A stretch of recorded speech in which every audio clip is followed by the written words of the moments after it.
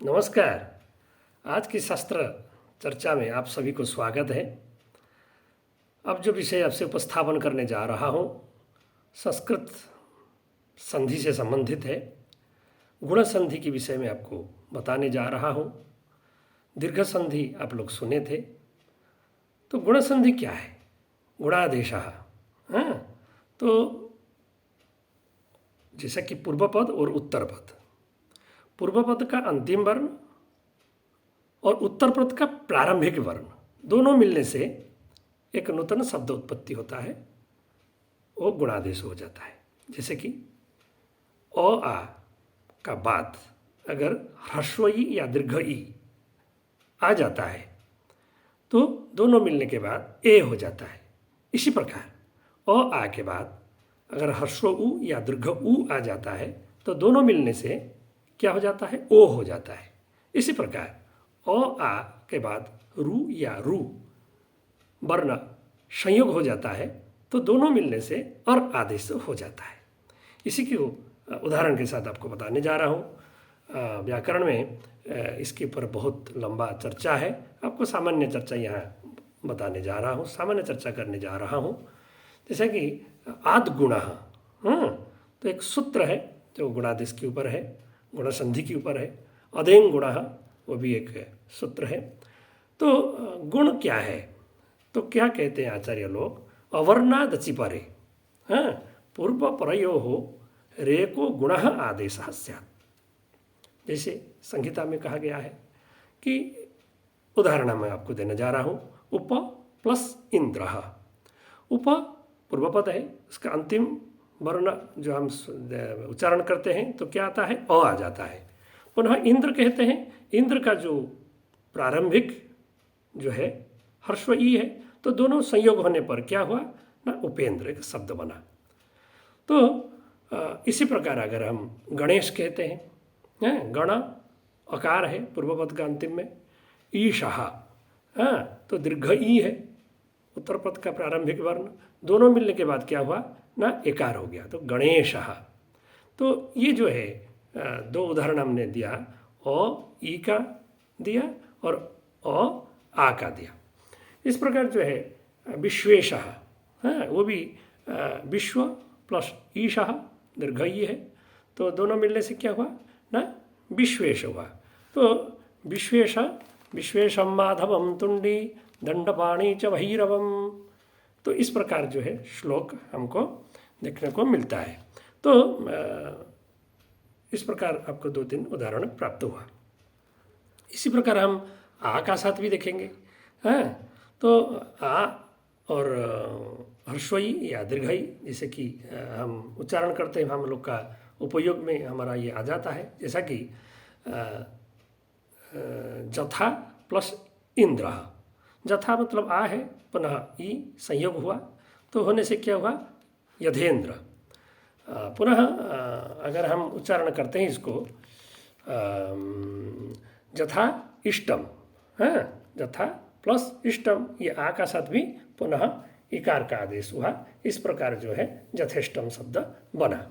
पुनः महा प्लस ईशा, हाँ, महा जो है आकारांत है, पुनः आ है, पुनः ईशा शब्द जो बना उत्तर पद में, दोनों संयोग होने पर क्या हुआ? महेशः एक शब्द बना। सुंदर है, हम डेली उपयोग में ये होता है। इसी प्रकार जो है रमा प्लस ईशा, आ और ई का संयोग हुआ, होने से क्या हुआ ना? रमेश एक शब्द बना, जिसको हम कहते हैं रमेश। पुनः अ का बाद अगर उ ह्रस्व उ आ जाता है तो उसका दोनों का संयोग होने पर पुनः एक शब्द निर्मित होता है। उत्तम है, आपको अच्छा लगेगा सुनने के लिए। जैसे कि हित प्लस उपदेश, अकार है पुनः उकार है, तो दोनों मिल जाने से क्या हुआ? ओकार हो गया। तो वहाँ पर जो हम चर्चा कर रहे थे वो एकार हो रहा था, और यहाँ पर जो है ओकार है, तो हितोपदेश। इस प्रकार जो है ओकार का उच्चारण हमने जाना।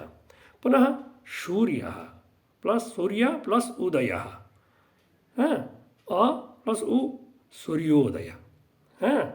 तो जैसे कि हम कहते हैं उत्तमोपदेश, उत्तम प्लस उपदेश, इस प्रकार अ और उ का संयोग का उदाहरण हमने आपको 2-3 दिया। पुनः आपको अ का साथ दीर्घ उ का भी देने जा रहा हूँ, उसको भी आप ध्यान से सुनिए। जैसा कि एकः प्लस ऊनः, ऊनः मतलब दीर्घ उ हुआ, एकोनः। पुनः हम दैनंदिन जीवन में उपयोग करते हैं नबोढ़ा, जलोर्मी, इस प्रकार शब्द हमारा प्रयोग में भी आता है। नब प्लस ऊढ़ा, या ऊढ़ा, ऊ जो है दीर्घ ऊ है तो नबोढ़ा। तो जैसा कि जलोर्मी, जड़ा प्लस ऊर्मी, तो इस प्रकार जो है अ का बाद अगर ह्रस्व उ या दीर्घ उ आ जाता है तो दोनों का संयोग होने पर ये जो शब्द निर्मित होता है, आपको उदाहरण के साथ बताया। पुनः आपको आ का साथ कुछ बताने जा रहा हूँ। तो जथा प्लस उचितम, जथोचितम, आ है जथा। पुनः महाउपदेशः, महोपदेशः, आ प्लस उपदेशः, तो आ और उ का संयोग से महोपदेश हुआ। जैसे कि हम महोदय कहते हैं, वहाँ पर जो है ह्रस्व उ है, यहाँ पर क्या है, यहाँ पर जो है आ का साथ उ है, महा उपदेश। तो महाउदय, वहाँ पर महोदय वो अलग हुआ। तो पुनः आपको मैं ये बताने जा रहा हूँ, जैसे कि आ का साथ दीर्घ उ, जैसे कि हम कहते हैं महा प्लस उरु, तो ये भी मोहरू हुआ। या गंगा प्लस ऊर्मिहि, गंगोर्मिहि, तो इस प्रकार जो है आ का और दीर्घ उ का संयोग से भी आपको कई शब्द उदाहरण के साथ जानने को मिला। पुनः अ का साथ रू का मिलन, जैसे कि हम कहते हैं देवर्षि, देवा प्लस रू, देवा प्लस ऋषि, देवर्षि। जैसे कि हम कहते हैं बसंत ऋतु, हम कहते हैं, लेकिन इसका उच्चारण कैसे होता है, बसंतर्तु, बसंत प्लस ऋतु, बसंतर्तु, संयोग होने से, संधि होने से, इस प्रकार संधि को विच्छेद करना है, पुनः संधि निर्माण करना है। तो पुनः आपको आ का साथ भी रू का उच्चारण का संयोग आपको बताने जा रहा हूँ, उसको भी ध्यान से सुनिए। जैसा कि महा प्लस ऋद्धि, महर्धि, पुनः राजर्षि हम कह रहे हैं, राजा प्लस ऋषि, राजर्षि।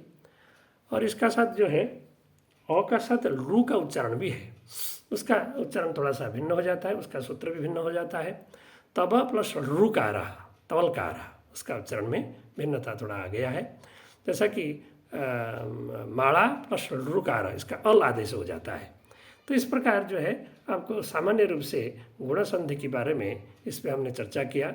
तो गुणादेश कैसे हो जाता है, एकार का उपयोग हमारा शब्दों में हम देखने को मिला कि हम गणेश कहते हैं, विघ्नेश कहते हैं, और महेश कहते हैं, परमेश्वर कहते हैं, हितोपदेश कहते हैं, सूर्योदय कहते हैं। इस प्रकार जो हमने शब्द का प्रयोग करते हैं, इसको हम कैसे करते हैं, तो इसको जानने के लिए आपको गुण संधि जो छात्रों का अनुरोध था तदनुसार आपको मैं बताया। आप इसको श्रवण करिए, और फिर भी अगर कोई आपको समस्या हो जाता है तो मुझे ज़रूर बताइए, मैं आपको समाधान करने के लिए प्रयास करूँगा। आगे इस प्रकार आपको भी सुनाते रहूँगा। तब तक धन्यवाद, नमस्कार।